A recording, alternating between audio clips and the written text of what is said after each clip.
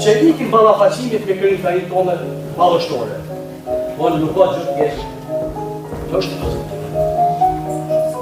Përshëndetje, Sonja Zëvendës, ambasadore, Shukria Madani.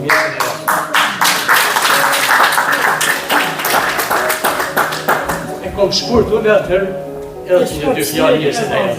E di shkurt. Po, ju se prendë Buzhova Silja. Mitan ala Anton Pashk, vështirë kuptohen kopsat e parë.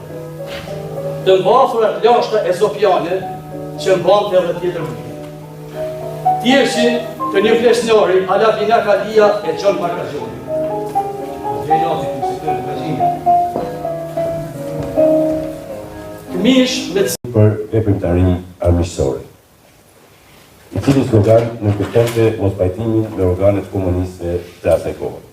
Organet e atëhershme zyrtare nuk e lejuan më të punojnë në procesin e arsimit dhe ja ndalojnë të drejtën e punës të punojnë çfarëdo lloj pune tjetër atij dhe të gjithë anëtarëve të familjes së zotit Bozhala. Gjatë viteve 1990-1998, komuniste që nuk mundon asnjë krah mirëkohësh. Po dalin me kaq, tjerë të thëmin në 100 vjetojnë në linjës tonë, se mos të ndje shumë i përkthejur, sepse deri atëherë ka 120 libra, 240 pak libra. Po nuk,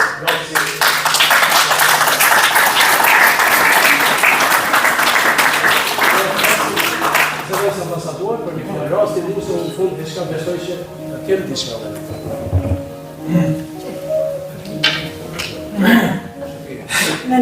Pa ju politikisme e diplomacisme në rroni vendet ka pak, tu e keni farë 2 vjeçarje, nuk e di që me keni. Mirë se na erdhe, bote mirë.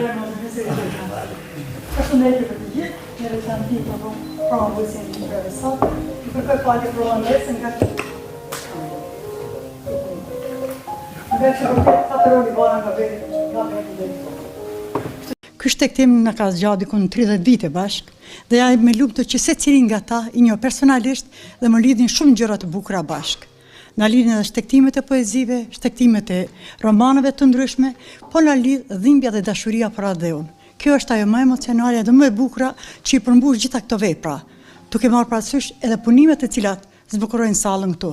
Ju falenderoj nga zemra, sidomos lidhjen e shkrimtarëve, të shqiptarëve këtu në Zvicër, që vërtet janë duke ruajtur në mënyrë më të bukur kulturën, jo vetëm kulturën e të shkruarit, po në përgjithësi kulturën dhe lidhjen me Adheun, duke cituar më së shumti atë që është më i mirë apo ne, identitetin ton dhe ruajtjen e tij.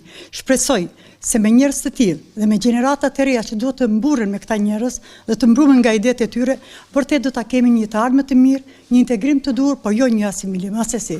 Kjo është ajo që ruan identitetin ton, integrimi dhe jo asimilimi. Falenderoj edhe një herë nga zemra për gjithë punën që bëni dhe shpresoj vërtet që gjeneratat e juaja do i shohin si pishtar të udhës së drejtë.